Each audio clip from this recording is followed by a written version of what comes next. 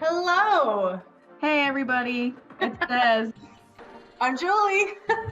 and we're joined with our guest today, Mary. Tell everybody hi. Hello, everyone. I'm excited. Welcome back to Mary. another episode of TrailblazHER Podcast. We are so excited to have you back here today. Very excited. Thank you so much for being here. And Mary, thank you so much for being on the show with us today and doing this interview. From across the international date line. Yeah, I'm glad you asked me. I'm excited for this, like really. good. Is this your first podcast? Yes, actually, like international as well. Nice. Yeah. You're our first international interviewee. I don't know what the right term is. Interviewee, you're number one. We just want to remind everybody what we're all about here at Trailblazer. We're about empowering women and beyond to live their best lives. And we believe that Mary's part of that today. And we're going to go on a little journey through numerology. Yeah, so excited to get started. Mary, why don't you start by just telling us a little bit about yourself and just dive into who you are? What do you think? So I'm ready for it. So first, as you all know already, my name is Mary Nguyen, and I am currently living in Vietnam. I'm actually American, but I was born in Vietnam. Here, half my family is in the US and half my family is in Vietnam. But I just came back to my roots to understand what I actually want to do, despite societal expectations and pressures. And I just want to be who I am, the freedom to be who I am. And I guess I'm a numerologist. I've been doing this since I was a child. And I'm a generally happy, positive person. Love that. Me too. I can always feel the positivity out of you for sure. Thank you. Your energy is floating across the ocean. So I actually just got the pleasure of meeting you for the first time a week ago when we had a little touch base before our recording. But can you please tell me and everyone how you guys met? Yeah, so I have a friend from college who is local here to the Phoenix area, and we were hanging out. We used to hang out all the time, and she would always bring up these calls that she had with her friend Mary, and how enlightening they were, and how great what great advice she gave. And she went on to say that Mary does numerology and this and that. And so, of course, I'm super not only interested in just like learning about myself in all different facets, but also I'm totally into like the spiritual alternative kind of methods of life. And so, of course, I wanted to learn more. So I think I followed you on Instagram, Mary, or Facebook or something, and just learn more about what you did. And then I reached out to you and we booked a call, and you did the numerology of my name, Julie Bolero. And I learned that your name has a numerical coding. Each letter of your name has a different like coding. And so I think you offer a service, which you totally should explain, Mary, because you're better at it. But you offer a service that pretty much aligns your name numerology with your like financial and personal abundance in life. And so you found like the best coding for my name, and you found that switching my name to Julie N. Bolero was the strongest for me. And so, yeah, can you go on to expound and just explain that a little bit more, what you did?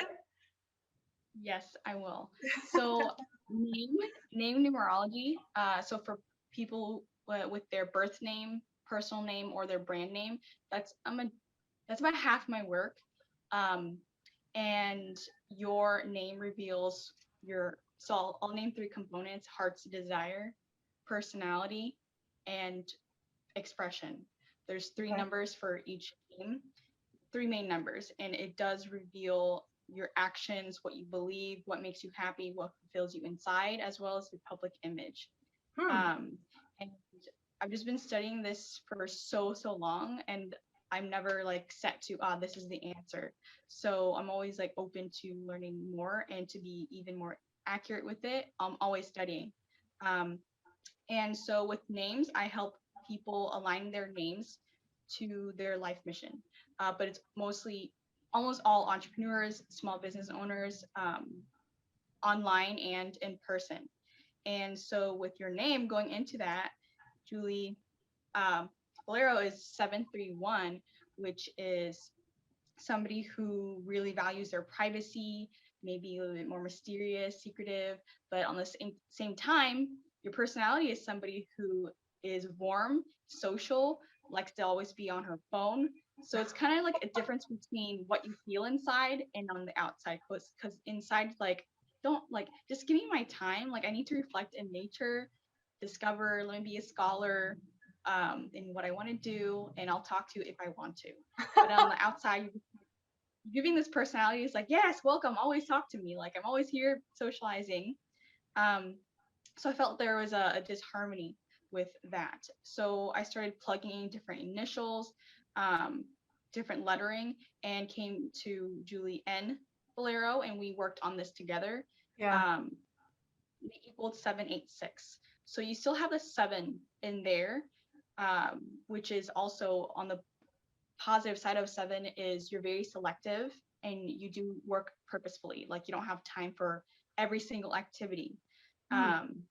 And it's also a number of focus. What happened was there are 2 numbers that changed. So it was 731 and it turned to 786. And I'll explain that further into what numerology actually is. The middle number 8 is finances, is money. So now your personality is from like a social butterfly into a businesswoman. So that is what you're doing now with your brand image as well, is that you're here to do business, as well as to expand your ideas and your vision. Like, you're going to take action on what you do instead of just talk about it. Okay. Yeah, so that's what changed. And the 6 at the very end, you became a person. The more you use it, the more you identify with it. The 6 at the very end, so of 786, 6 is somebody who's more nurturing and caring.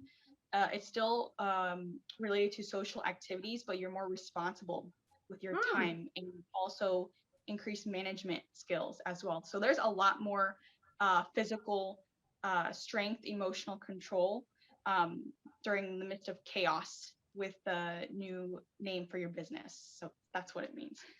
I love it. Yeah, I actually have my notes right here. I took a bunch of notes on that call. I have them all right here. Oh, wow. See, this is before I knew who Mary was, but I remember Julie talking to me the next day, and she was just so excited, and like, you know, when you have that, something exciting happens and you just have that new wave of passion. Julie had that new wave of passion about that. Wow. Aww. Amazing. Yeah, I do find that people, if you're very sensitive to energy, which I mean, like, you notice the subtle energies around, that name change also changes you too. I mean, you could also say, oh, it's psychologically, like, you could just say this does this to a person and they do it and they behave like that. But what I do to help people like have more openness to it is I read their current name and they're like, okay, actually, yeah, that does sound like me. So they start seeing, all right, so if I change my name, then that's going to change the energy. So it's all about giving evidence by what they have now. I agree. I mean, I definitely draw some sort of correlation to feeling I just more strong and more confident in who I am after using the name, because I changed my email signature to Julie N. Bolero at work, my social medias, my handwritten signature, I now do Julie N. Bolero. And I really think, I know that's probably not the only thing that has made a difference, but I really think that aligning with that name really brought more strength to who I am and more confidence. So I think it's legit. It is more aligned with your birth date too, because your birthday is permanent. So you have a lot of math numbers and a business number in two. So it doubled the strength of the 8 financial management. Nice. Well, I'm looking forward to the future and my finances for the future for sure. Jess, did you have any questions? I have a million questions, but go ahead. I think it's a good time to just transition into asking more about numerology and just understanding, you know, like you're talking about changing names and how that can affect people's confidence and such. And so I know that this is a few questions ahead, but I'm ready to learn more about the science behind it and the history and kind of um, how these numbers, where are these, how are these numbers assigned to a name, for example. Like that would be a good start to understand. But um,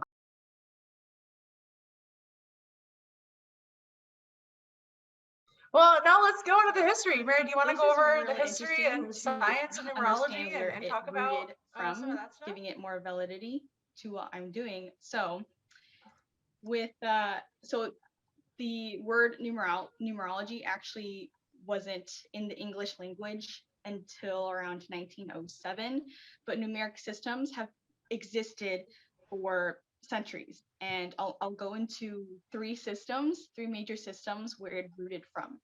Um, so just going over the definition from my personal experience, going over numerology for 13 years, it's the study of assigning and interpreting numbers and a value, like an energy corresponding to each letter or each number.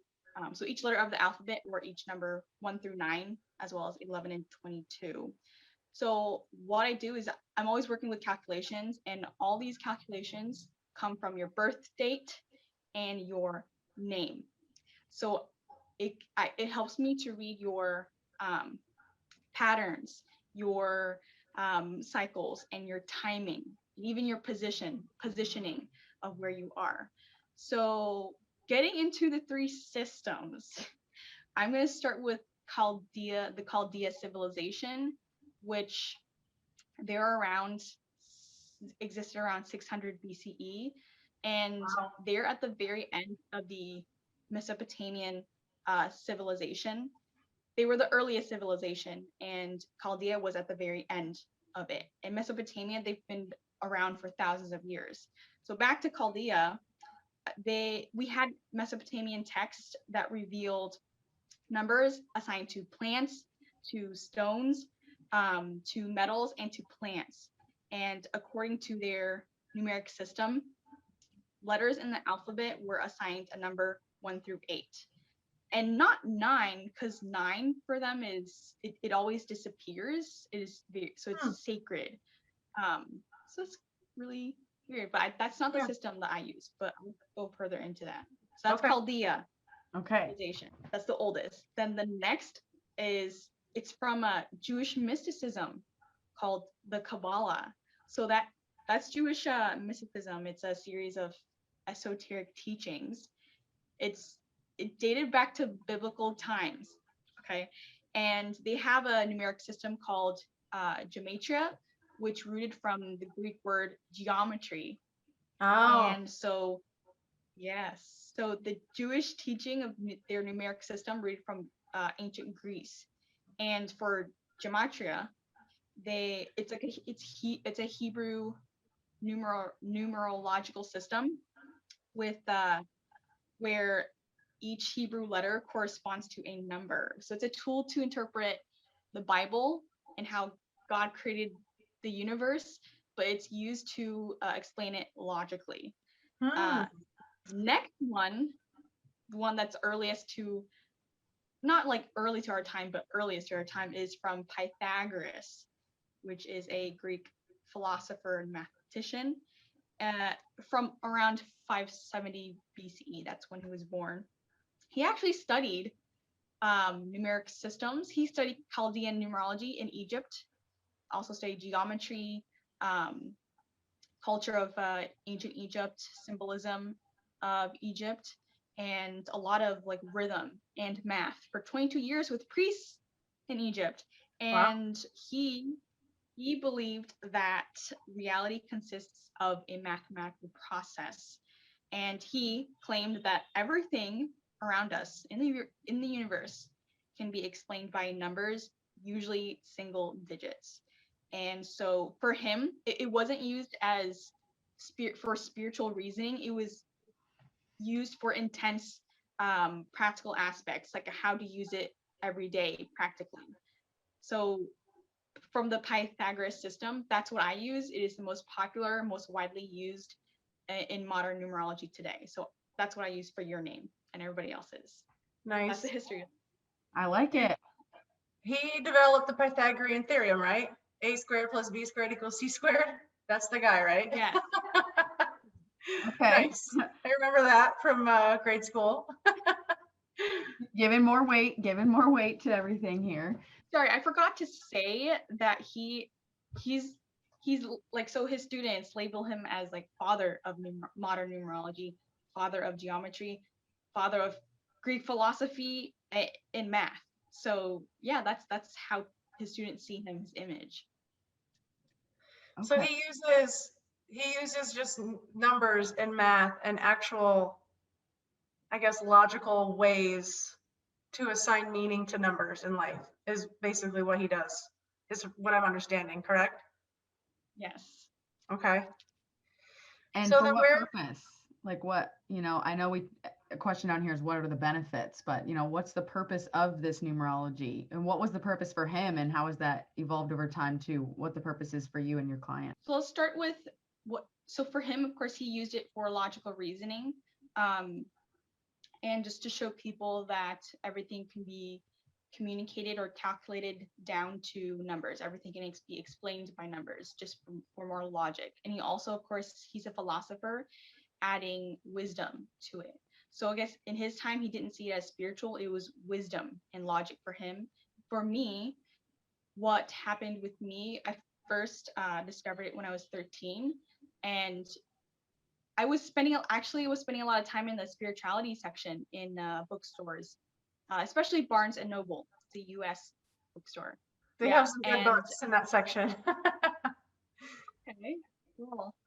And I was 13, and of course, like when we're all growing up, trying to understand our identity, I had a lot of angst, a lot of maybe trying to fit in and belong. Yeah. And of course, growing up in an Asian family, like the grandparents expect all their nieces and nephews to be doctors, lawyers, engineers. And so guess what? All my male cousins are engineers that are older than me, and all my female cousins are in pharmaceuticals or the medical industry. I'm just like, I don't, that doesn't feel like me. That doesn't authentically feel like me. And so I got a lot of judgment from, I just felt like a black sheep. And I didn't know who I was. It was just all my family saying, this is who you are. This is how you should be. You're making mistakes. You need to get all A pluses. And it was just driving me crazy. So I'm like, don't tell me who I am or what to do. I was a bit rebellious. And so coming across numerology, it really helped me remember my power, my gifts. And of course, I started questioning it. That's how it came to me doing numerology now, because I questioned everything that I grew up with and all the numbers and all the math. And for a lot of people, math means logic. So I'm like, oh, that's interesting. And it just fed my soul and my heart. It made me more confident and helped me know where I was going in life. And so since then, I couldn't stop reading it for other people. All my friends, all family, celebrities, famous people. I did case studies. I don't know. I was just going crazy with it. And the reaction from other people, there's like, have you been following me all my life? Like, how did you know this information? And at first I felt like, oh, cool. So it sounds accurate to you. I'm going to keep testing this. And it's just over and over again, the same equations. I've even discovered some equations on how to get to certain cycles and how to read certain cycles. And it just doesn't stop fascinating me. And it was a hot hobby throughout life. So yeah, that's what it does for me. It makes me feel whole and complete. And it is a gift for me to share for other people to help them feel that way too. I can totally tell it lights you up because as you're talking, your eyes are bright, you're smiling, you have so much energy. I can totally tell this is your passion. Thank you so much. Sounds like the story that you shared with us sounds really intimate. It sounds as if maybe your family was disallowing you to blossom into your own identity and was trying to feed you your identity, and in your resistance to that you found who you were through numerology. And so it sounds like you felt so connected with it and finding yourself with it that you want to share that with the world. That speaks to my heart. Well, you told the story, so that's awesome. Thank you for sharing that. At what point did you know like this is going to be my career now? So when I was in Colorado, I was living in Colorado from 2018 to 2019, before I moved to Vietnam, and I started a side business with it. Cause look, this is what inspired me to get into to make this a full-time career. It was a transition though of like 1 year of fully committing. So I was actually inspired by this millionaire I met in California, and it was at a convention for business. And he said that he hired a numerologist to align his name. So I'm like, okay, talk more. Because when he started, he talked to me for 2 hours how um, before his name changed, so it was just an initial that was added. And he said before I never won anything. I was never number one in anything. And after the name change, that's when he said everything changed and he became number one in everything. He's known for like top sales. He's known internationally um, for marketing, for sales. And so talking about it for 2 hours, it led into him hiring the numerologist to change everybody's names in his family, in his business, and even I guess assuming the name of his daughter as well at Wow. birth. And so while I was listening, I was like, I don't know what I'm feeling, but my heart is on fire. Like this is what I love to do. And so I was like, I see it being more legit. I have more respect for what I do, just hearing from somebody who is so successful and how it influenced him. And so that was what it triggered me to start doing this seriously instead of just for fun. Um, and since then, like the year after that happened, which is around late 2018, I just kept getting feedback from other business owners, um, even people who have like restaurants or who are opening gyms, and especially a lot online as well. And I just kept getting feedback of like emotional responses, and it turned into like therapy sessions as well, which I didn't expect. So it just provided a space to heal, understanding your energy. And it's not about the numbers. It is about the energy behind the patterns of everything. So that's what inspired me to start a business with it. And in Colorado, so this is the amazing part. In 2019, I was studying natural medicine because I wanted to work with healing, not managing disease. And so 8 months into studying naturopathic medicine, that was in Denver, Colorado. The day, not even the day, but 3 minutes before the exam started, I called the school. I said, I didn't study anything. I'm not ready for this exam. I'm going to buy a ticket, a one-way ticket to Vietnam, and I'm going to follow my dreams. And then the person on the other end, she was like, when are you coming back? And I'm like, I don't know. I'm buying a one-way ticket. I'm donating 90% of my stuff and I'm just gonna go for it. Just confused, like speechless. Okay, bye. And I was actually in a hotel room, and the number was 111. I'm like, that's weird. Wow. And that's what made me more confident that like, because I feel this tension with, I can't see myself being a doctor or staying in one place. I need to go back home. And that's what triggered me to fly to Vietnam to understand who I am and where I'm from. So yeah, and that decision was a huge leap of faith to pursue it completely. And of course, it wasn't like an easy thing because you had to completely cut off your past and stop listening to what society tells you to. And yeah, so that's what helped me, what inspired me to pursue what I'm doing. It's just listening to your heart, being authentic with what makes me happy. Wow. How inspiring. Not many people can confidently say that they've done the same thing. You know, I think it's so hard for everyone these days to follow their hearts and to be exactly who they want to be because of the societal pressure and programming and conditioning that we all go through on a daily basis. So kudos to you for taking the leap and doing what makes you light up. That's amazing and so inspiring. Thank you so much. You broke out of the mold. I think about Yeah. it all the time. I'm like, we're stuck in the mold. We're stuck in the mold. Like, we're all just doing exactly what society tells us. Work 9 to 5. All right, you got it. Like do it all. And we do. And instead of traveling the world, like you said, you don't want to stay in one place. And I don't either. And I haven't made it as far as you have with the bravery yet. And so I bet you it feels pretty free on the other side. Do you feel super free? Do you feel so liberated?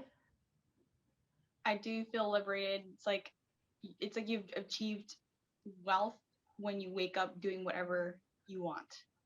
So The true definition it of was wealth. worth it. Yeah.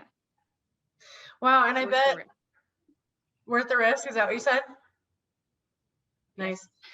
And I bet, I mean, for me, when I think about it, I think I'm so scared to go through like the temporary struggles to get to the long-term abundance through doing something I love. Because with any change like that, I bet you go through some shit. I bet you went through a lot of challenges to be where you are today, and it takes, like Des said, a lot of bravery to get through all that. What was one of the biggest challenges you went through as soon as you hung up the phone that day and bought that ticket? What was the next challenge that you faced? Saying goodbye to my family and friends Oh, was very emotional. Even facing some friends and some mentors who I had one mentor who was teaching me medicine. She was a Western doctor and she was integrating it with Eastern medicine. And when I told her I'm making this decision, she's like, I just want you to think about if you are making a crazy mistake. And so I faced that. I faced I don't know if it's intense enough to call it backlash, but it was just, I just knew they had the intention of keeping me safe, but I just know I had a calling and it would make me happier rather than working with medicine. I could heal using numbers. And yeah, I definitely did go through a lot of breakdowns before breakthroughs, really low points before I got to my high point of flying over here. And so it's not an easy thing, but I think what really kept me going is I had like clients who just told me the name change changed their life. And I said, this is what I must do. Just listening to something higher calling you, then anything that you decide to end, that's not going to be screaming, chit chatting in your head that, oh, it's so wrong. So just following a higher calling. Absolutely. I love it. Like that. Were you glad that friend, the Western medicine friend that you mentioned, were you glad that she or he challenged you in that way? Or were you almost insulted that someone would want to discourage you from following your heart? I had few people actually discourage it just from like they had good intentions. But I'd even have one saying, are you sure you want to do this? Because what if you get sued? I'm just like, it really ticked me off. But of course, they ended up apologizing because if I'm convinced of something, it's going to happen anyway. Just like my parents, like when I told them I'm flying to Vietnam, they just couldn't stop me. They couldn't, like, I'm going to do whatever I want based on what my heart is calling. And so I just knew I had to keep moving forward. I didn't have any bad intentions of like harming anybody. I was just following my heart. So I knew that you're wrong for telling me that to stay where I am, to stay in my lane. So I just kept moving forward. And of course, I created peace with the people who discouraged it. They just knew that it's time for me to grow. Mm-hmm. How is your relationship with your mom, dad, family, friends, all of those people who doubted you? How are you with them now? And what do they think now? My parents, they are still wanting me to come home. Like sometimes they'll send me messages, hurry up, come back home. I have like a real job for you. I'm like, no, I'm like, it's even hard to explain what I do too. But my Yeah. mom, I know she really supports it. But of course, from parents, they miss their child when they're far away. Of course. But yeah, they're ready to receive me. And I think I am going to go back to US maybe in 1 or 2 years. Um, yeah. And my relationship with my uh, friends, I guess I don't really talk. I only talk to a few now who still support what I do and who can relate to me. I've just had a lot of growth, a lot of maturity, so I have to really just keep making new friends as well, um, that support my path. Yeah. Yeah. Isn't it interesting how you grow throughout life and you improve on yourself, and you work through the things that, make you less than ideal, and people start to kind of fall away from your life as you advance through life, and you tend to start meeting people who are on your level as you work through all your setbacks and things like that. It's really interesting. I say that because I've gone through similar things over the last few years. I've lost some friends that don't really align with who I am anymore. And you have to be okay with that at the end of the day. Not everybody's meant to stay with you for your entire life. Not everybody's meant to support you, and that's okay. Everybody in your life is there to teach you a lesson at whatever point you are at in life. And but that's the beauty of it, because you get to meet new people, and you get to meet people who are like-minded and aligned with you as you move on through life. So yeah, I understand. I feel you. We get to Yeah, be friends for some for a lifetime, some friends are for a season, and sometimes you don't have to call them enemies who fell away. They could just be your teachers for that certain Yeah. time. And everyone can play the role of a trusted long-term friend for life, and that's okay. It's completely okay. You summed it up way better than I did. Oh gosh, I'm excited to start getting. I have one more question actually. How has it been culturally adapting? I know you said you have some family in Vietnam, but moving to a new country is never just a walk in the park. So I'm just curious, have there been any challenges culturally or anything that's shocked you or taken some getting used to? Yes, definitely. I spent an entire year adjusting. I was shocked. I was culture shocked by my own culture. Um, and I'm happy I have like 30 family members in the US and 30 in Vietnam. But a majority where I'm living is in Ho Chi Minh City, and probably like 98% of them live in central Vietnam. But Ho Chi Minh City is where all like the millennials are, where a lot of entrepreneurs work on startups. So this is where you should be, in Ho Chi Minh. And so yeah, a year of adjusting. I only knew a few friends, not Vietnamese, who have been living in Vietnam for several years, and they would help me be comfortable with it. But that doesn't mean like I didn't have challenges. It was just a lot of stress. First coming here, I'm like, oh, I'm on a vacation. It feels like a dream. It still feels like it's not real, um, because I didn't grow up in this country. I actually left when I was 3 and came back just a year and a half ago.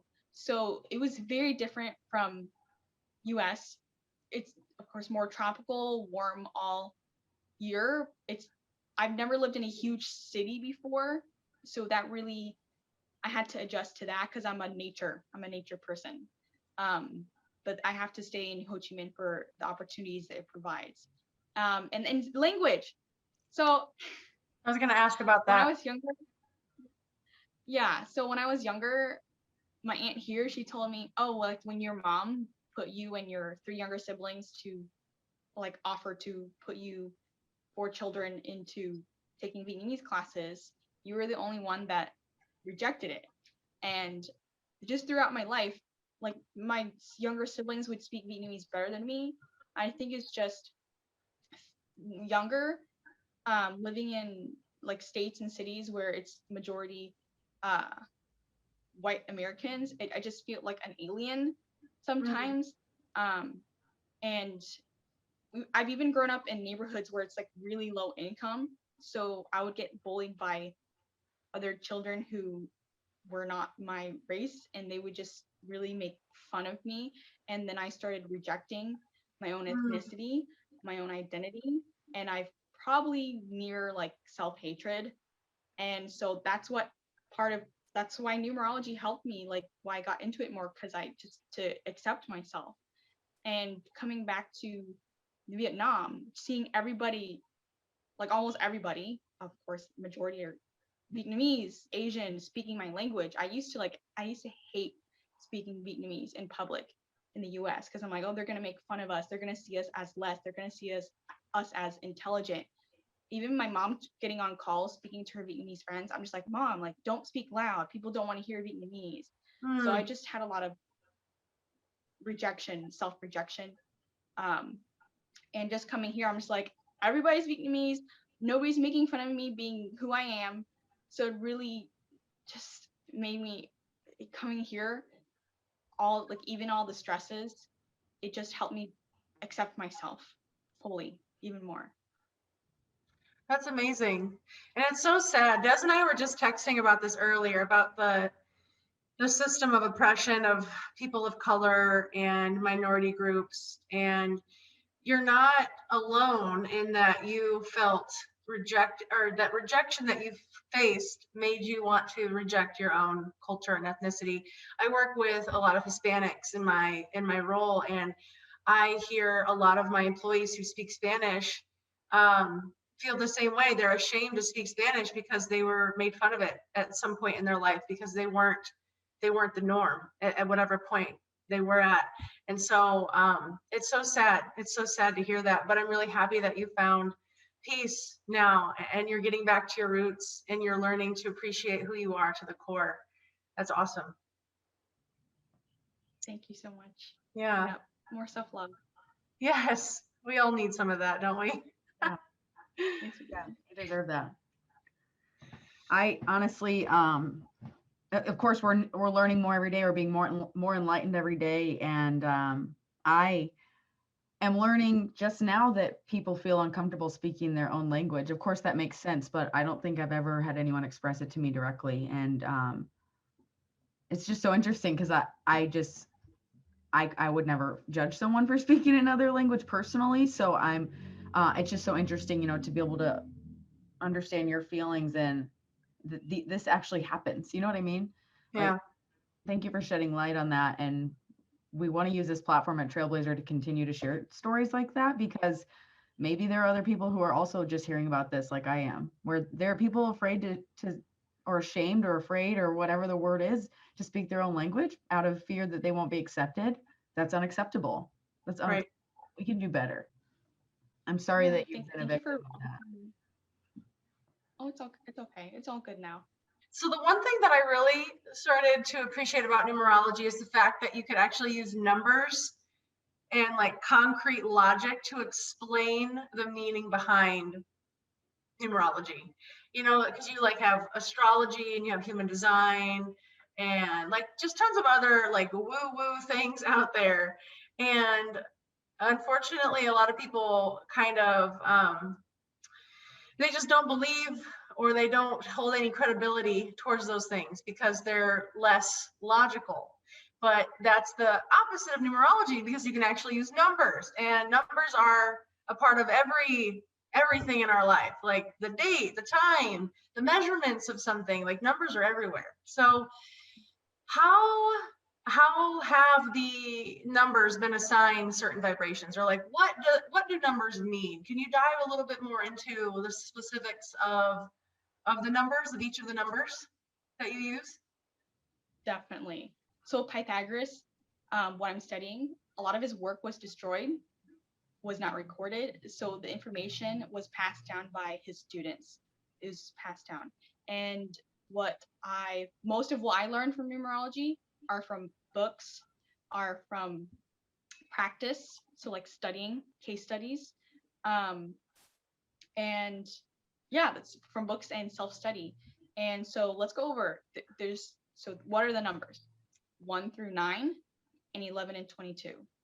Okay. So just to start with number one. Oh, master numbers. So 11 and 22. There is logical and metaphysical. So logical as in mathematical. So mathematical and metaphysical significance to why they're 11 and 22. They do signify completion, endings, fulfillment. But let's begin with 1 to 9. So 1. So this is a language that can be understood across all cultures, and this is why I like to study is is this true universally. So 1, what do you see when there's like one dot, one finger, one person? Individualism, independence, leadership, and new beginnings. Because 1, it also means creation, manifestation, and so that's why some people will see 11 first is new beginnings. And it is a number that has bravery or courage. If it was a person, they, on the positive side, they would be courageous to start their own path and not be influenced by society. So all about leadership, goals, motivation. It's all about the self. Who am I? What is my identity? And then number 2, so what do you see when there's 2 people across all cultures? Partnership. Yes. And love, relationships, going with the flow, cooperating with the other person. And 2 is more feminine. So 1 is like pushing. It's like divine masculine, where if you push, you will succeed. 2 is flow. It's divine feminine energy. That I'm not just talking about women, I'm talking about traits in all humans. And with that 2, it's more going the flow, it's more intuitive, it's more working with vision, looking over details, and support and assisting the other person to succeed as well. So that's 2. And then 3. Okay, so you have 1 is divine masculine, 2 is divine feminine, and then together that's the divine child when they, do their work. So 3 is 3 is joy. 3 is laughter. It is humor. I do find a lot of comedians who are 3 life paths, performers, entertainers. They need an audience. Nice.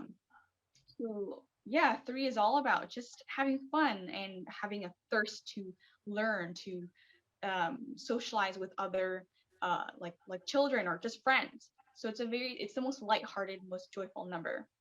And then when we get to 4, so think of a square, 4 sides, 4 corners. When I think of 4, I think of houses, structure, foundation. When I see gigantic buildings, that reminds me of 4 energy, because 4 now is about hard work and strength and building the foundation for the future. It's also related to education as well, because that's what you do to strengthen your future. Even physical exercise, strength in general, everything, strength over emotion, physical body and future. And it's also finances, strengthening finances.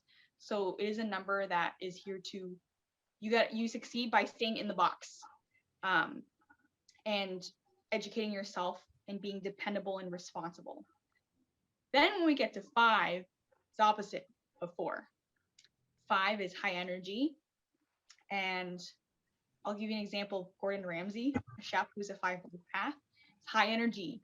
They want to be free to express. So again, Gordon Ramsay just with being restricted. And that 5 is about, I want to see what's out there. I want to travel. I want to have adventure. And it's a naturally entrepreneurial number because it's like difficult to stay in one place or working 9 to 5 regularly. They need change. They thrive on change and variety. It's also the most sensual, passionate number, and could lead to overindulgence or addictions as well, because they just want to escape. They want to feel. So with 5, it's about freedom. It could be freedom socially, emotionally, through imagination, finances, or sexual freedom is what the 5 is. Then when we get to 6, that's also opposite of 5. 6 is more like a 4. So both 4 and 6 are about home and family, structure, responsibility. 6 is more social though. 6 is all about marriage, about children, about friendships, home business. So 6, Julie, you have a 6 power in your name. Yeah. More nurturing. And 6 is really good at managing as well because they stay strong. It's like a parent. I think of a mom or a dad when I think of 6. They're very responsible and they help their children or their business or their friends grow to their potential. So it's a lot of economic advancement and stability for the family unit, believing in a strong family unit or strong friendships. Then moving on to 7. So 7 is the most mysterious number. I think of Princess Diana, Elon Musk, who are 7 life paths, Heath Ledger. There's a lot of mystery with these people. Yeah. And they need time and space to themselves.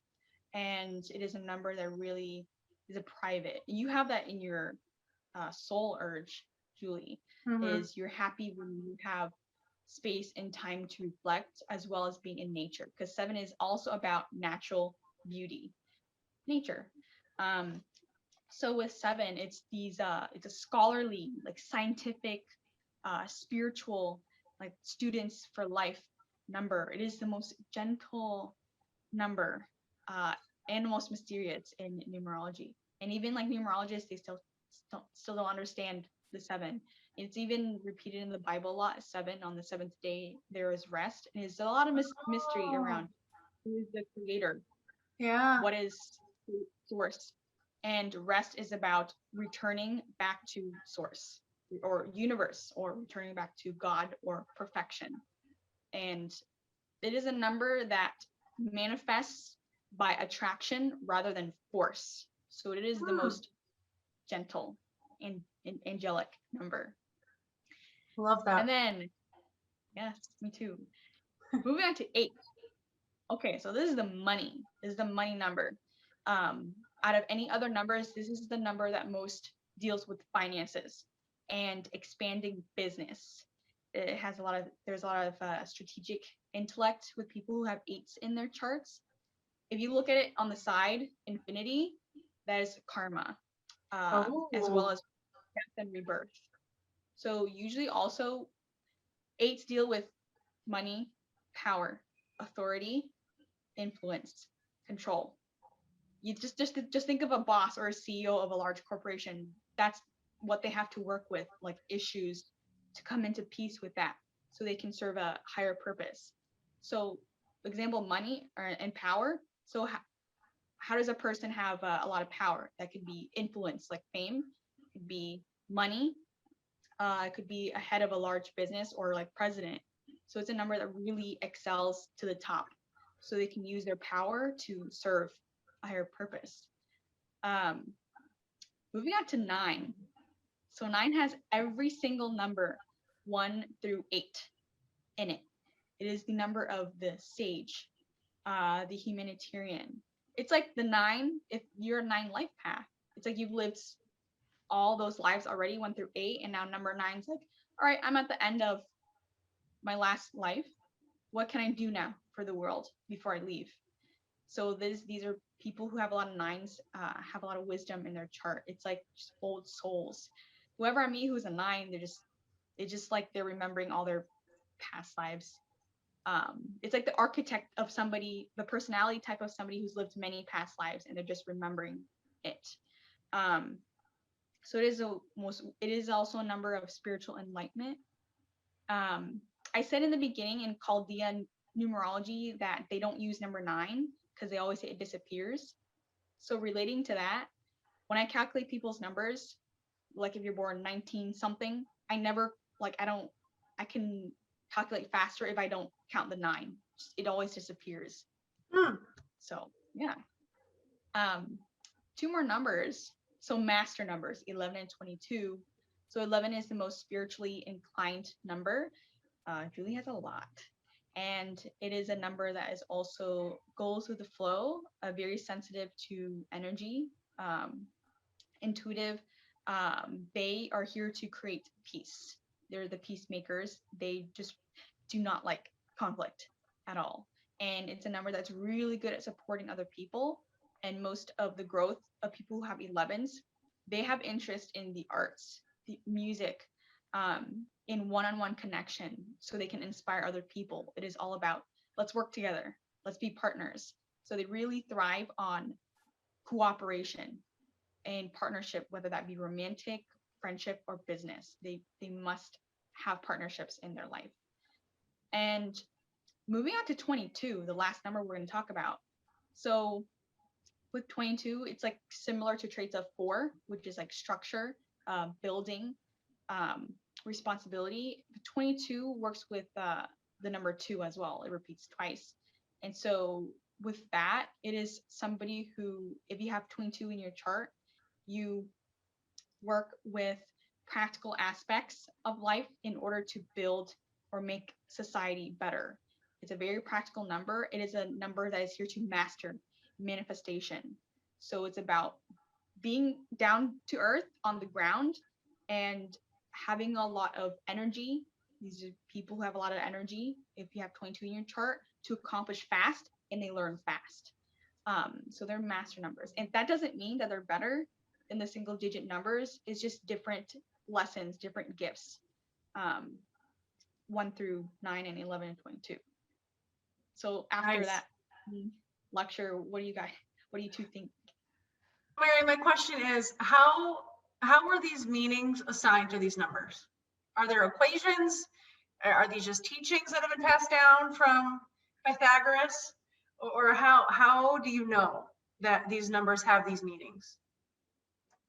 So most of the meanings I learned from books, and these books, all these authors credit Pythagoras. Okay. That's where they learned from. A lot of ancient text passed, well, not from him, because a lot of his work was destroyed. Right. And it's not just from him that assigned these meanings. It's from Chaldea civilization and from the Kabbalah as well. The Kabbalah, they have this symbolism of like tree of life, where there's like 10 circles or 10 nodes and 22 interconnecting lines symbolizing the mathematical perfection of the universe. So these are the 3 systems that assign these meanings. But I don't just take it as it is. I need to study this. So that's where I get the meaning from. Oh, so if, like, from your birthday.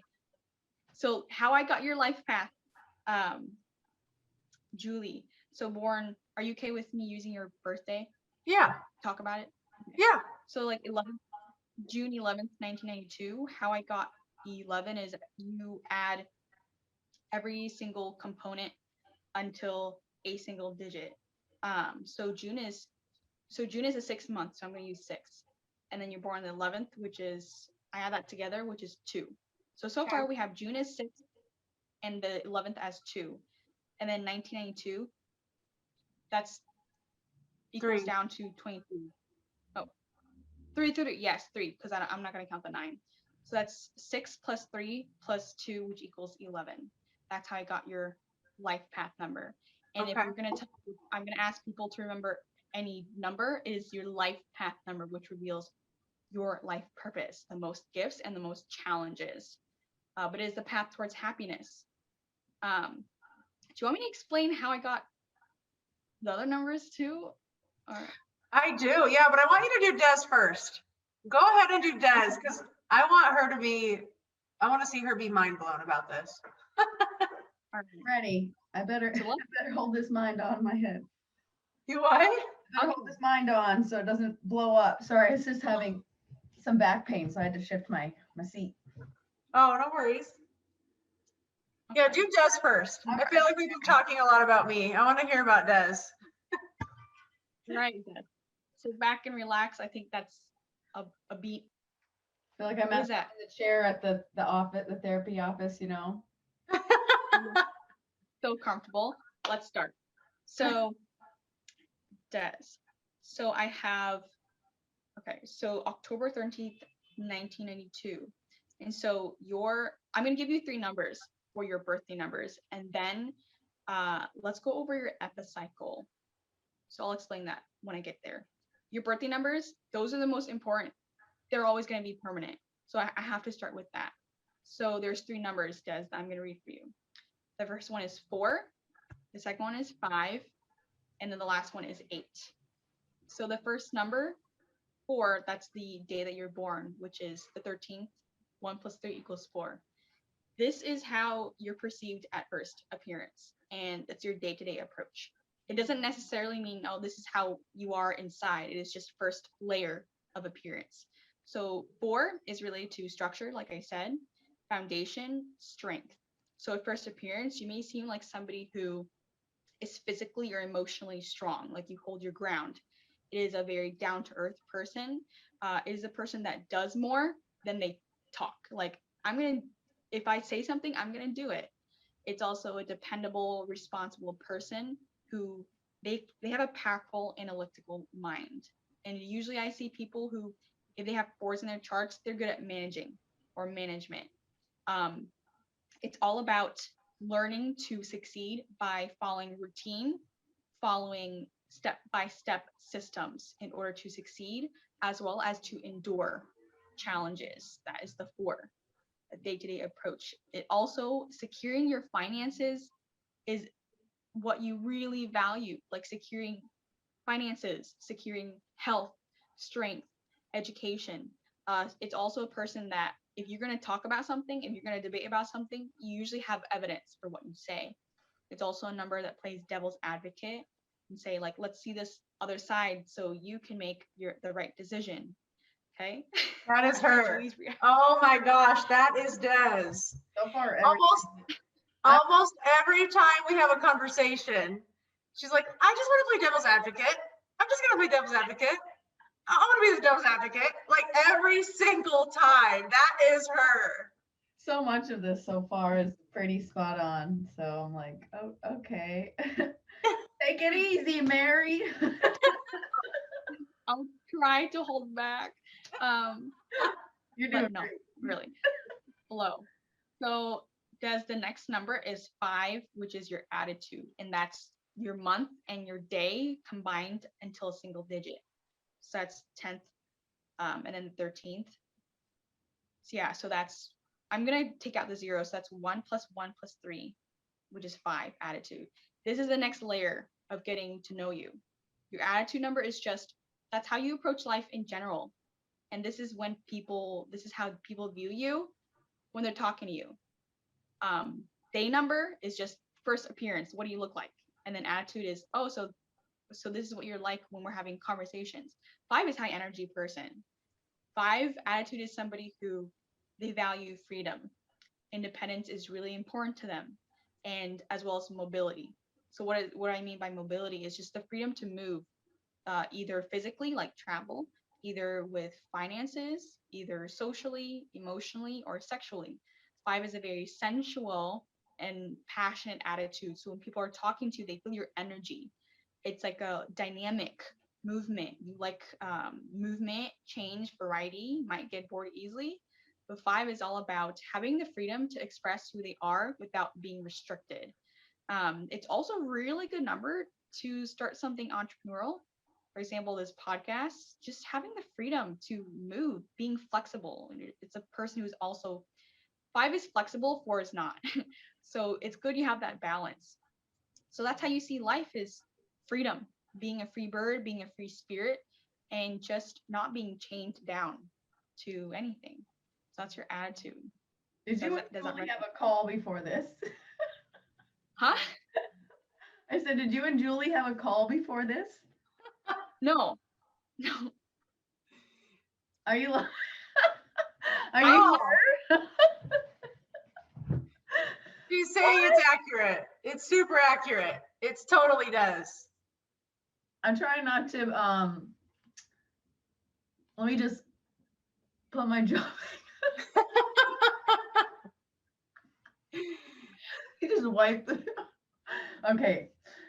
Keep it going. You're doing. There's more. There's more, guys. Get ready. Okay. Absorb. Okay. I guess maybe I don't know. The way I speak is just to empower, because I found my power through this. So I think it's empowering or uplifting your spirit. The next. You get very confidently too, and it's just very interesting to hear your confidence in it and just its accuracy, at least so far. I don't She's know. the skeptic. She's the skeptic of the two, Mary. Let's So put that out there, everybody. I am trying to listen to her, and I'm trying to find the bullshit. And no offense, Mary, whatsoever. I'm trying to listen to this and find like, yeah, whatever. The only thing that I can devil's advocate right now is just that I know I went there on purpose. The only thing I can do for right now is like, I would say sometimes it can be like a self-fulfilled prophecy, like the way that you're describing me. It can be like, I can now become that person if you kind of give me that permission to, as you're describing it to me. So that would be the only thing where I could be like, well, people could make that true about themselves or only read, only hear what they want to hear. But I can't deny that all the things that you're saying are not describing me like extremely accurately. I don't think you've said one thing so far that isn't exactly true about me. Wow. My goal reading this before we get into your life path, I never have the goal of converting anybody. It's only if they're open to. Like I never have the intention of converting anybody. It's more like, does this make sense? And if not, let me redo my notes. Let me redo my studies so I can make it make more sense to you and be helpful to your practical life. With what I gave you with 4 birthday and 5 attitude, it's not true for other numbers. It's only specific to that number. If I say, oh, so you're a 3 attitude and you're a person who really enjoys performing and being in front of the audience like all the time and always communicating, is that going to be true for you? Always wanting to be on like TV performance? No. So with that said, let's move on to the 8 life path. We're the same. So I am an 8 life path. Julie's 2 master. We're all compatible here with the 11 and 8.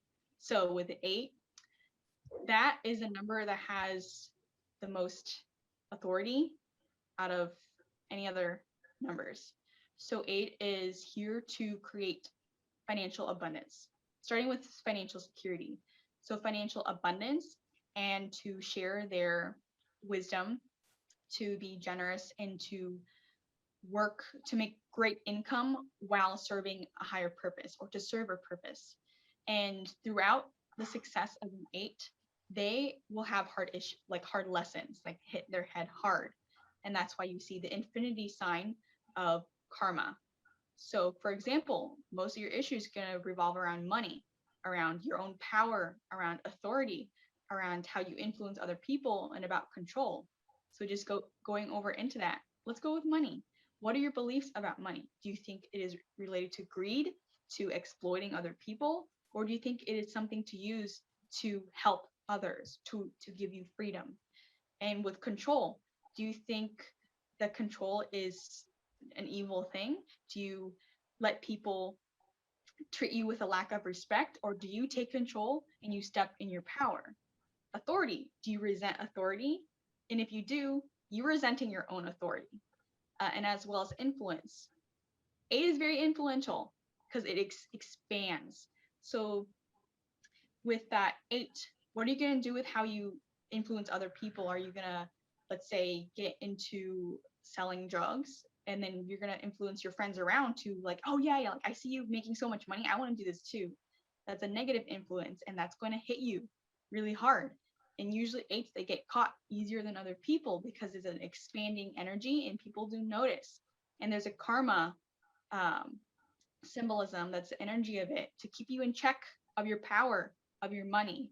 And with the 8, you got to come into peace with your accomplishments, with your goals, with your ambition, so you can do good with your power and money.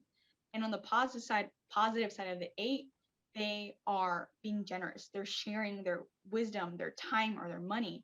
It is a very philanthropic number. They do want to serve good. They want to do really good with their power and their money. On the negative side, they could live daily life with so much strife, with so much struggle. They'd have negative beliefs about money. They would resent authority, resent their power, and even like, I don't want to do anything with money. No, that's evil. So that's the 8 life path. They're here to achieve financial abundance. And even more than that, once you mature, you transcend wanting abundance because you found it inside. Like you are the source of your own abundance and are inspired to share. That's the life path of the 8 is abundance, to feel abundant. Life path. I would like to get there. And it's Yeah. very interesting. I have a lot of journaling to do and contemplating my relationships with all of those things you mentioned. And I think that just on the surface, my relationships with most of those things are with money complicated, I would say, with authority, mostly negative. So yeah, I have a lot to think about my relationship with money. And I actually toy with it a lot. Because on one end, I think of all the things I could do if I had a lot of money. And on the other end, I see some of the things other people do with money, and I don't want anything to do with it.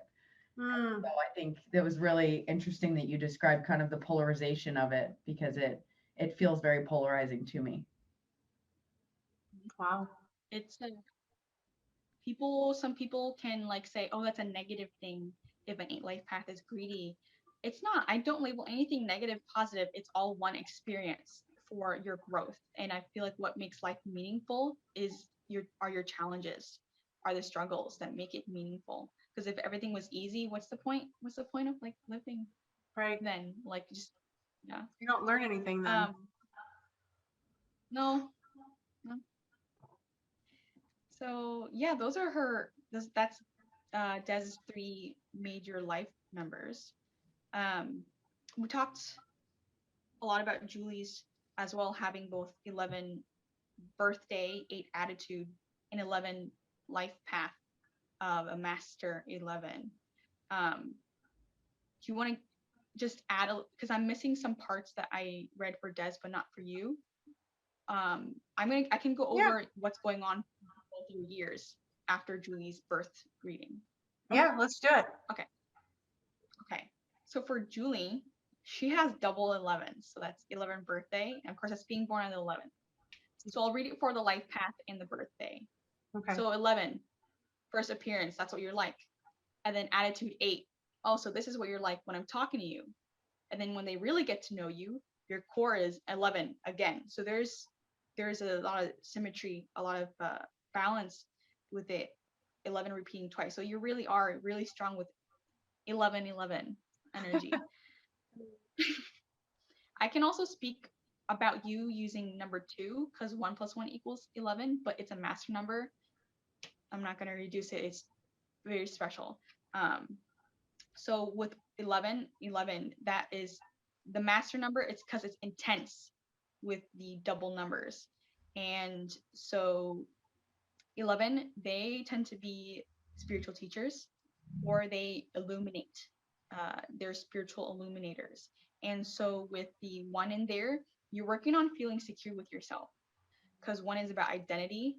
Who am I? What is my place in society?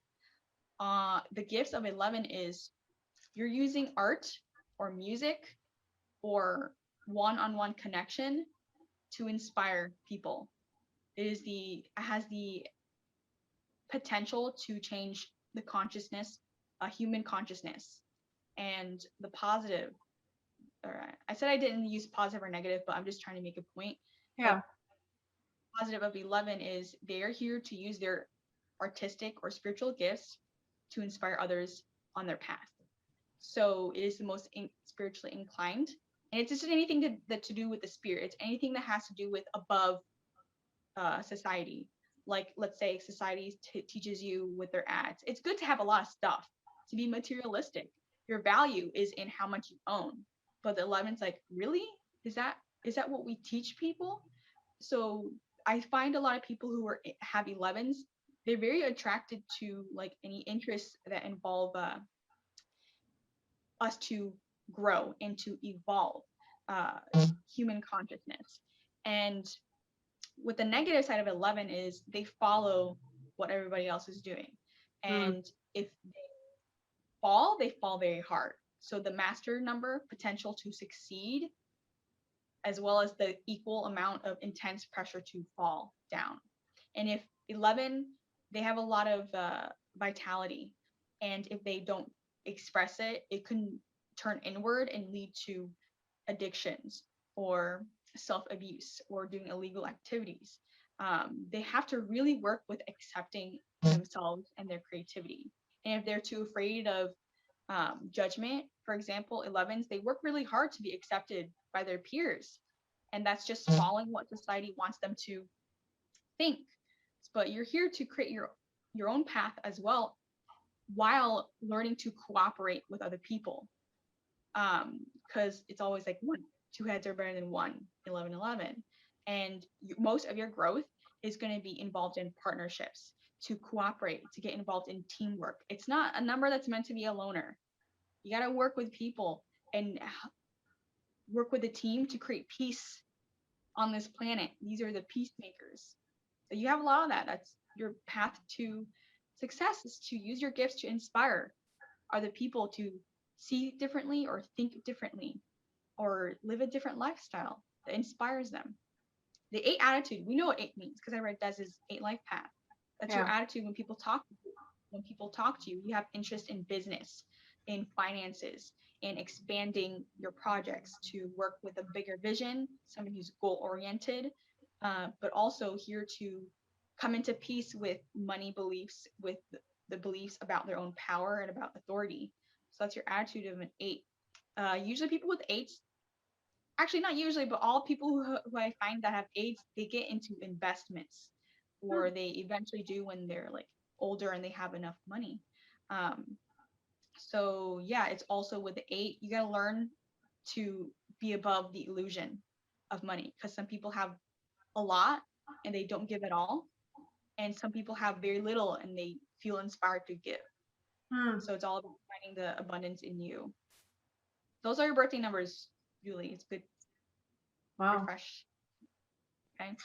Yeah, I think it's really accurate. I mean, I feel like I'm always trying to learn who I am at the end of the day, and learning how to express who I truly am. I think it's tough for me to do because I do feel like people judge me, even though I just kind of create that in my mind, I'm sure. So yeah, that's all pretty accurate. Yeah, with the 11, it's here to create your own path, and just continuing to work with teamwork. You know a lot more about yourself through personal development. Like if I was to encourage anybody to get into personal development, it would be people who have 11s in their chart, because it can evolve very fast as well.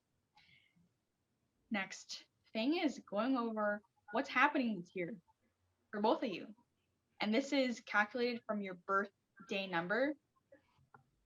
Calculations are month of birth, day of birth, then the year, the current year, not your birth year. And so you are in personal year number 1, and it's called personal year because it's only personal to you. So Des is in number 1 right now.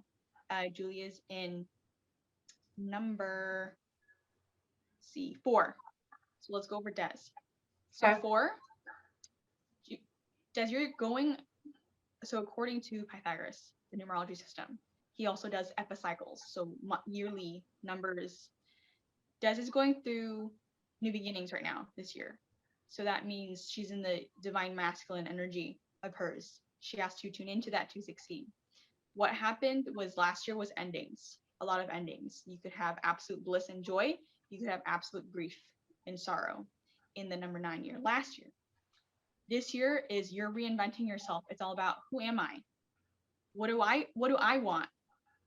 What path do I take? And it's all about inventing new things or imagining new things. So what's happening right now is you're starting a new 9 year cycle.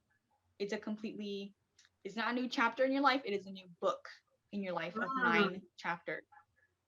So whatever you start this year, you gotta think over it because it's gonna last a long time over the next 10 years. So what's happening is that seeds are being planted, and it's very goal oriented, self-motivated, self-inspired, as well as moments of, wait, what am I supposed to do? I feel so lost. And it's because you're meant, it's for you to open the door. You don't wait for other people. You go ahead and you initiate, and you don't seek validation.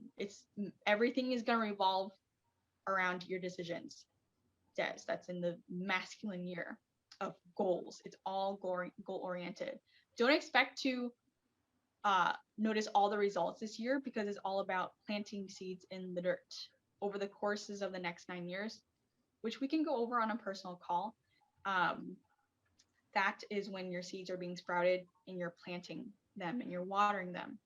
And so that's just a short description of number 1 year, new beginnings. For Julie, it's personal year number 4. So this is all about work. It is all about productivity. And again, I mentioned for energy is about structure, a square. So this is to produce, to work hard, and to do more than talk. So it is also for finances to be more economical with your spending, because a lot of that spending is also to strengthen, to secure your future. It could be getting involved in small investments. It could be getting involved in insurance, repairs on your home. It could be into taking new classes, like courses for educating yourself. It could be physical strength training as well. And so you might feel like really restricted in a number 4 year, because it's about, I have these high ambitions, but dang, I have to like be patient with this. So this year is really going to test your patience, Julie, because you have to make secure decisions. You got to be responsible for what you do. And it's not the year for you to take a risk. You have to stay in the box this year. For Des, though, it's more in her favor if she was the creative this year, to start new ideas and take a risk. Julie, not so much, but that is not a bad thing, because for Julie, your spirit animal is the turtle, and the turtle is going to win the race. So just make sure that it's okay that things are slower than you want them to be, because it's just to ensure your security for the future, that nothing falls. So it's a year to overcome a lot of challenges, and to strengthen yourself on all aspects, mind, body, spirit, finances. So yeah, that's a brief of what's happening this year for both of you. Hope that resonates. Oh yeah. Des, what do you? I was gonna just give some validity to at least the fresh start and thinking outside the box, and I'll just share 2 examples. One, as Julie knows, Mary, you don't know, but I've been working in the same career for 6 years, and I decided to get a second career, start a second career as a real estate agent. So I just passed my course a few weeks ago and sent in my paperwork literally yesterday, because long story, but sent in my paperwork yesterday. So I should have my license soon. And the goal, this is funny, the goal is to be able to someday just be able to travel 100%. And my career allows me the time freedom to do that. So that's interesting. You also mentioned freedom earlier and the ability to travel. That's literally all I'm trying to do. And then the second thing about thinking outside the box, relating to learning these things about myself, John and I, my boyfriend, we had always discussed opening up a gym, a gymnastics facility, because we enjoy coaching. But I've had this inner fight with myself, because I don't want to be stuck to one location, and I don't want to be stuck inside. So gymnastics is an indoor sport in one location. So we have been pivoting that business model and messing with like a worldwide consulting and clinician type business, so that we can go do clinics at different gyms all over the world. So it's just a perfect pivot for the business, and it's fresh and it's out of the box. So Wow. yeah. I just want to add that people in their 1 year wide scale selling and marketing is very favorable. I find that people get into real estate in their 1 year. Wow. So you're in harmony. That's amazing. Yep. Yeah. To add to mine, number 4 year, I just picked up a second job because I want to buy a home by the end of the year, and I know that I need greater financial income to do so. So, and also the thought of having a second job like a few years ago on top of my 9 to 5, I would have told you like there's no way in hell I would do that. But for now, or for some reason right now, it's like, oh yeah, I can do that. I can take care of business. I can do that. And I feel I feel right in that choice that I made. Yeah, a lot of it's the number of the workhorse, and that's what you're doing is you're securing, and it's more tolerance for going through challenges, like Yeah. having two jobs. So it'll all be worth it because next year is freedom. You've achieved your freedom, and it's all about home space. And people do move in a number 4 year, or they make home repairs. They're looking at their space, like, how do I make this? How do I improve this in my future? But you will, this is year to build your house. Metaphorically, that's what I'm speaking. And then next year is you already have your house, so you can be free bird. Can't wait for next year. Oh, wow. Sorry, what? Go ahead. So that's the reading on your birth dates and the epicycles. Nice. I've been waiting for this for a whole week. Thank you. Before we go on to the 5 ways to blaze, can we talk about the meaning of trailblazer? Oh, yes. Yeah. Okay. I'm excited for that one. Let's get into this. So, can I ask who? No, actually, I'll ask in the very end. So let's just go over the numbers for Trailblazer. So I'm just gonna go over the letters like TRAIL, trail, blaze, BLAZ, taking out the E, and then her, HER. So I used only those letters to calculate 3 numbers, which is the soul urge, personality, and expression. So soul urge is inside what makes you happy. For a business entity or for a brand, it is what drives the business inside. And then the second number, 8. You guys know what 8 is about business. It's the personality number. For a brand, it is the public image.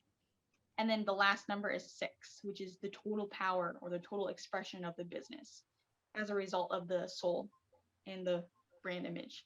So going over the 7. So the 7 soul urge, that's the what drives the brand Trailblazer. 7 is about mystery and is all about studying and to be very selective and to really focus, and it's about perfection as well. So for example, what's opposite of 7 is inviting everybody in. What 7 is I'm going to be selective. I'm just going to focus what I need to work on. And 7 is spiritual interest as well. So anything related to philosophy, science, different studies, could be space travel and metaphysics. So anything as well as healing. 7 is the energy of healing because it's about resting and self-discovery. So there's a lot of self-discovery in this, the soul of Trailblazer. And it's usually hidden. True. It's not very seen. Yeah. Now going over the brand image is 8. So that's the personality of Trailblazer.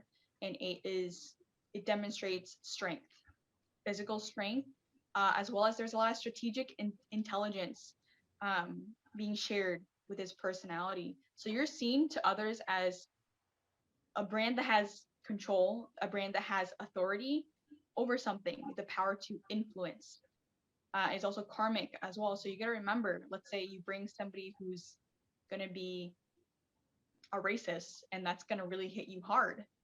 So that's why the 7 is there, to be selective with who you have talk on here.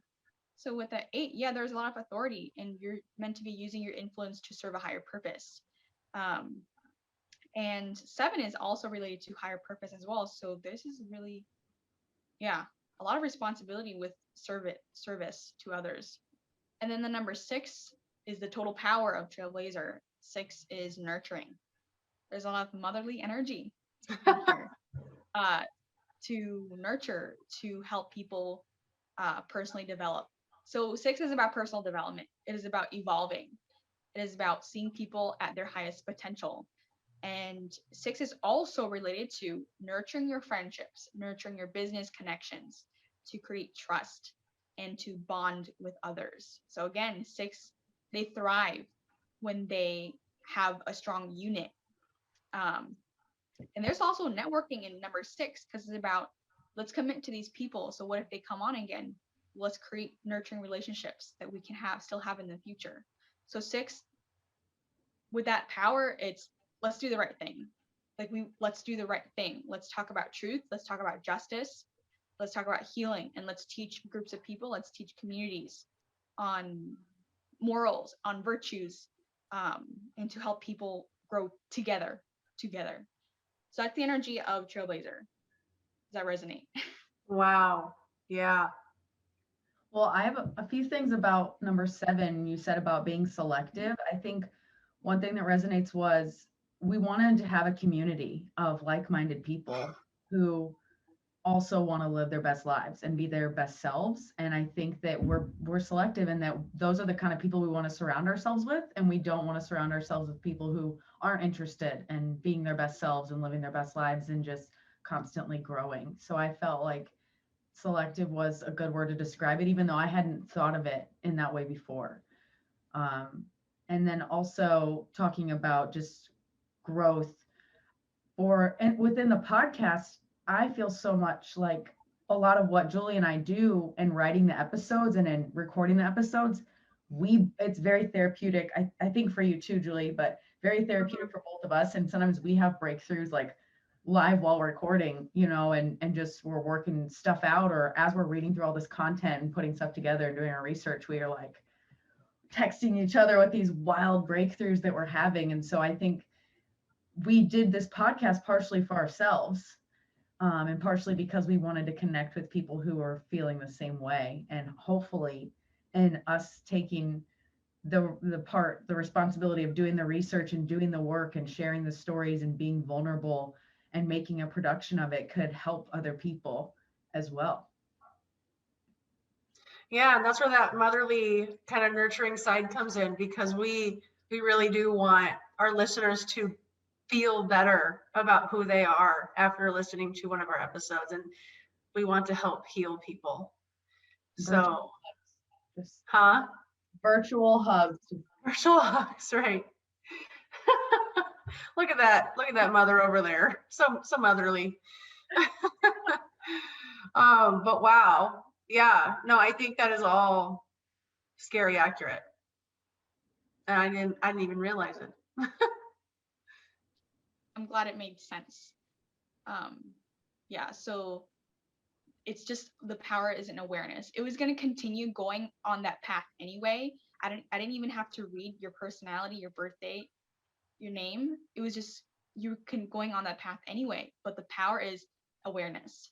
Yeah. And knowing the difference between the shadow side or the positive side of each energy. It's no judgment in what I do. It's just being aware of your power and your direction. So that's it. That's awesome. So Mary, at the end of each of our interviews, we ask 5 questions.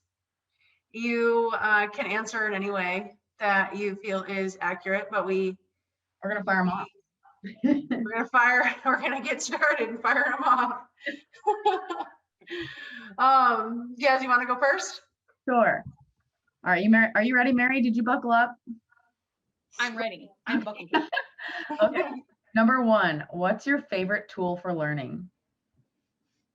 So thinking about this really quick, I don't have tools, but I would say the way of thinking is to befriend people who are twice your age or half your age. That is where most of my growth is. Wow. Love that. Maybe because we lose ourselves somewhere in the middle. Yeah. And you got to rediscover your child and your real, and then society puts you in a cage and you lose who you are, and then you have to blossom again. Yeah. I love that advice. That's beautiful. I want to go to an old folks home tomorrow. Right. With a pen and a notepad. Julie, number 2. Number 2, Mary, what are you doing to make a difference in the world? I am doing what I love, and I'm sharing that gift as well for people to align on their path and what makes them happy, because I've already achieved it. So I just want to share how they can do it. I love it. Number 3, what is your favorite form of self-care?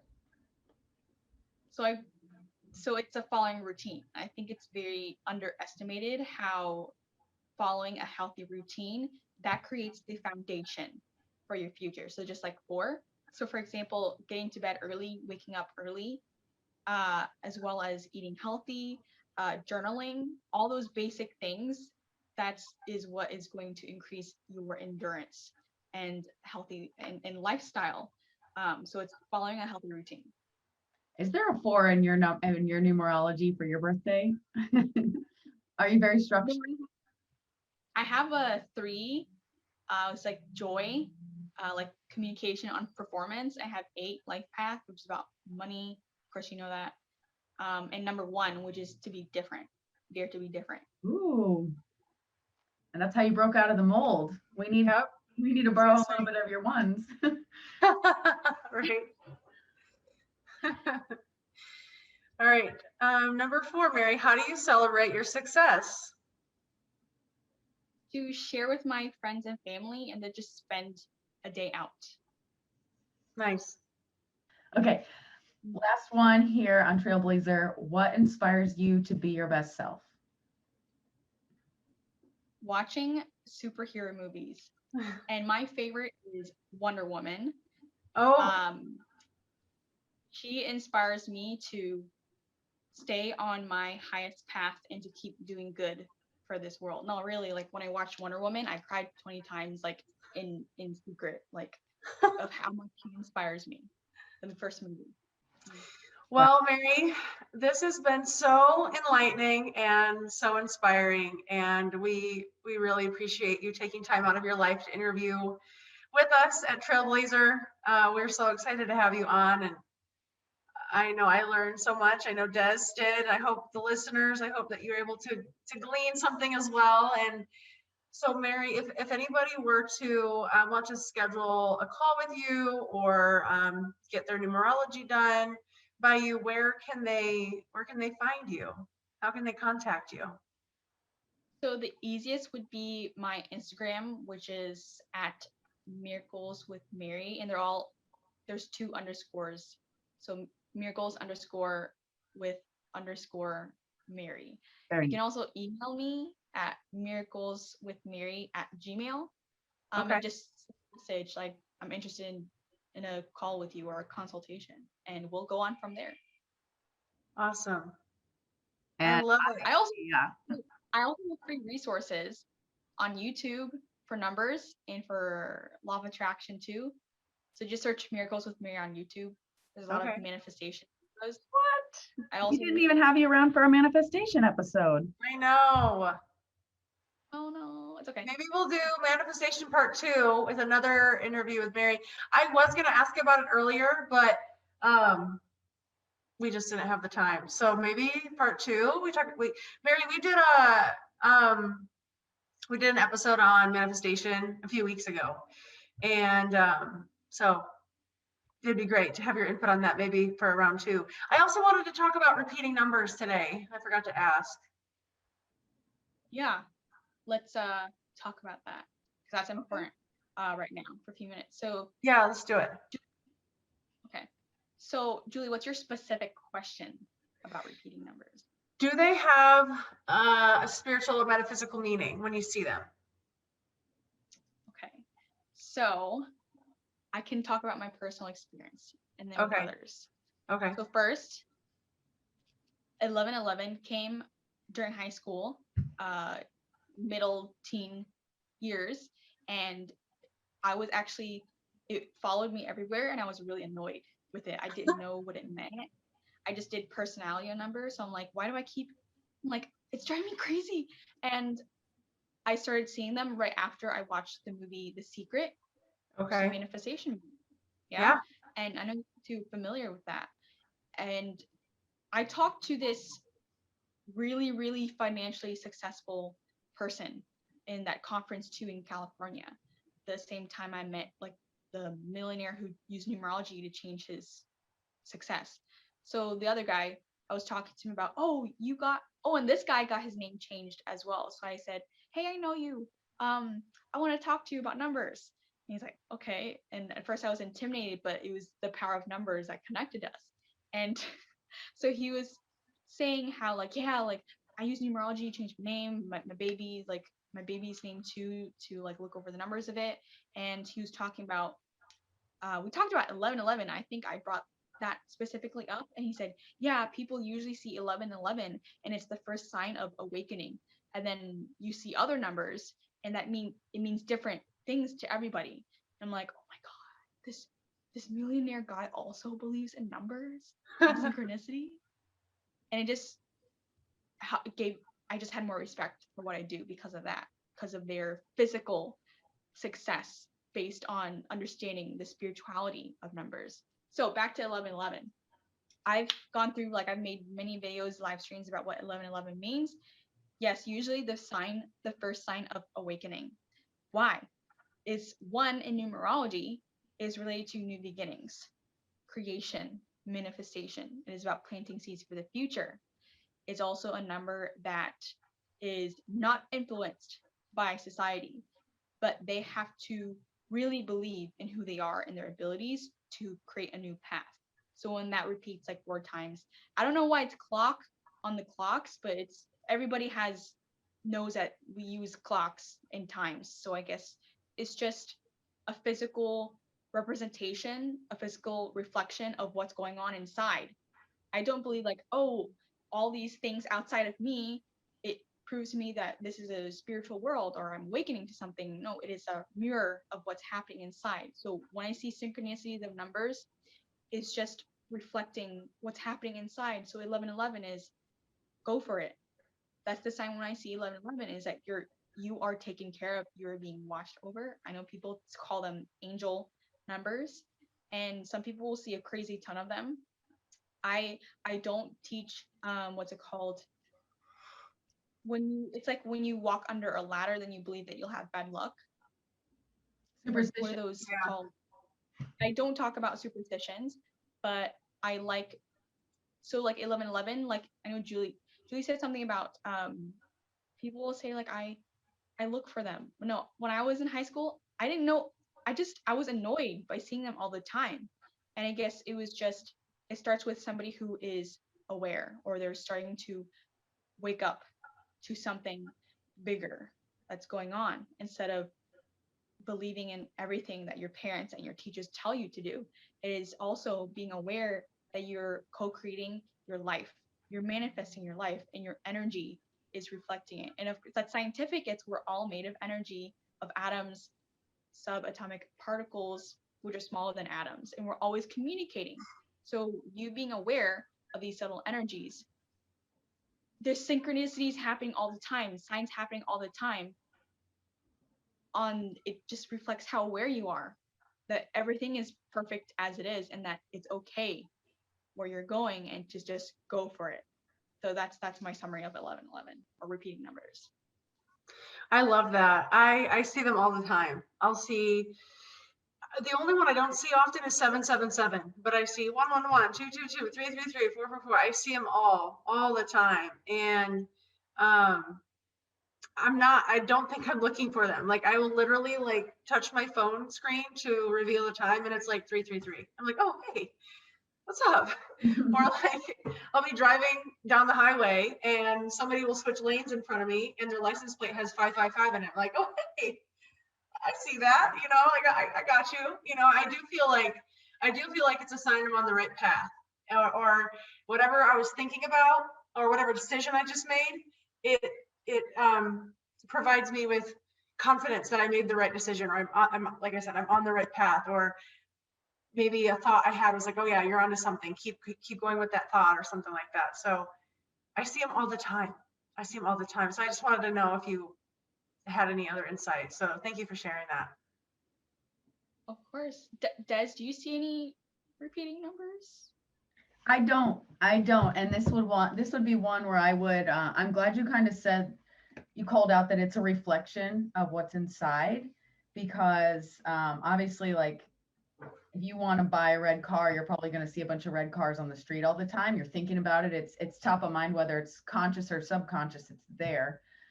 So I think that's important that you called that out, because the skeptic in me is just like, well, if your mind's open to it and you want to see them, of course you're going to see them. I think, like I say, I know Julie's been ready for change for so long and has been working so hard at like some new paths, some new direction and self-discovery, that it makes sense to me that she's seeing these numbers because she wants to see these numbers. Yeah. I am also like, since I'm working with business owners and people's money, I just can't risk talking anything about superstitions. I can only share if they ask me about like repeating numbers. Another question people ask me, like, oh, so like, is this number lucky? I'm like, I don't believe in luck. Like, I believe you create your own blessings and your own luck. And just calling something luck, it just makes other energies or other numbers like negative or like fearful of it. There's really nothing to be fearful of. And yeah, some people, like, for example, you said, if I want a red car, I'll see many red cars.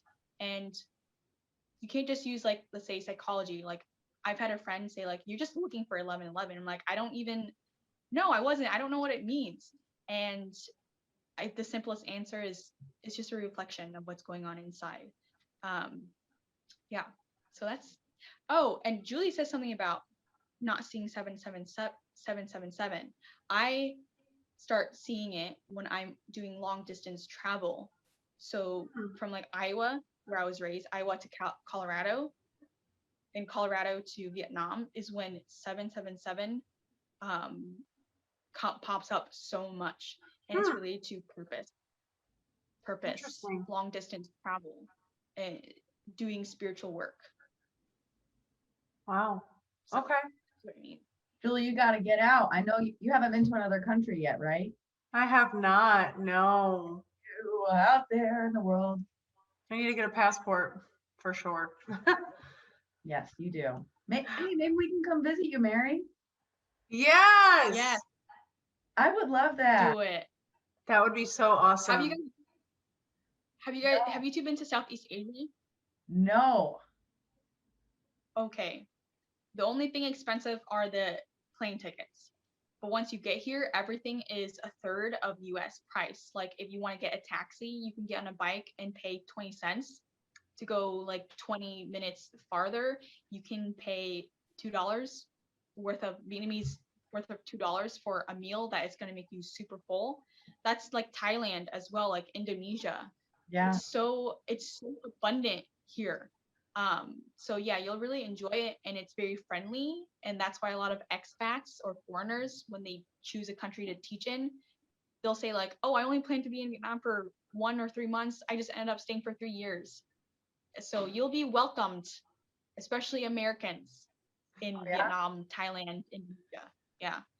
Oh, I'd love to come. I have my other best friend who has traveled all over, and I've gotten to go to Egypt with her, which was amazing. But she's told me a million times about Thailand, so that's been on my list. And I know, I mean, why not Vietnam? I mean, I've seen pictures; it's beautiful. I would love to go, and it's similar to Hawaii. And I'm looking at my map right now.